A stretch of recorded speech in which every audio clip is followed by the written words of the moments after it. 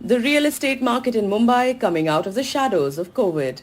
A recent report by Knight Frank India, a global real estate consultancy firm, shows a huge jump in property registration in Mumbai, an increase of 28% in March as compared to last month. This is expected to bring in revenues to the tune of 1,143 crore rupees to the government. Despite an increase in home loan rates, the surge in the market is creating a buzz. पिछले 5 या 6 महीने लगातार number of apartment sales बढ़ते चले जा रहे हैं, जहां इंटरेस्ट रेट हाइक जो मिनिमम 6.5-6.25% हुआ करता था वो आज 9% के करीब आ चला है। लेकिन इसके बावजूद खरीदारों की हिम्मत पस्त नहीं है, खरीदार मकान खरीदना शुरू किए हुए हैं। इन्फ्लेशन से आज भी कम चल रहा है, जो ग्रोथ रेट है 6.5-7%, अगर मकान के सालाना जो दर बढ़ रही है वो इन्फ्लेशन से अब भी कम है। तो इन्वेस्टमेंट के लिए मकान नहीं बिक रहे हैं, ये सारे वो लोग हैं जो अपने ज़ाती इस्तेमाल के लिए मकान खरीद रहे हैं।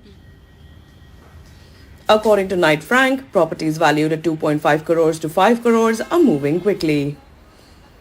Properties of 500 to 1,000 square feet have shown the highest increase. 48% to 91% of the buyers are from the western suburbs. Savills data shows that Worli, Parel, Prabhadevi, Mahalakshmi in central Mumbai and prime areas like Bandra, Khar, Juhu, Santa Cruz in western suburbs are in demand. Mumbai का जो luxury यानी कि higher and segment है वो काफ़ी अच्छा perform कर रहा है। इनफैक्ट लास्ट ईयर भी काफ़ी अच्छा परफॉर्म किया था। न सिर्फ सेल्स बढ़ी थी बल्कि जो प्राइसेस हैं प्राइसेस में भी इंक्रीज़ हुई है। और इनफैक्ट अगर मैं थोड़ी सी कंपैरिजन करूं तो दिल्ली, बॉम्बे, बैंगलोर तीनों मार्केट्स में पिछले साल एवरेज कैपिटल वैल्यूज़ बढ़ी हैं। सबसे इंटरेस्टिंग बात यह है कि जो रेडी प्रॉपर्टीज़ है उसमें तो थोड़ी बहुत बढ़ी थी, अंडर कंस्ट्रक्शन प्रॉपर्टीज़ में बहुत ज़्यादा बढ़ी हैं। कोविड का जो बुरा समय था, लॉस ऑफ कॉन्फिडेंस था या लॉस ऑफ फ्लेक्सिबिलिटी जो थी, फाइनेंशियल फ्लेक्सिबिलिटी, वो अब हमारे पीछे जा चुकी है। अब लोगों का एक तरीके से कॉन्फिडेंस वापस आ रहा है।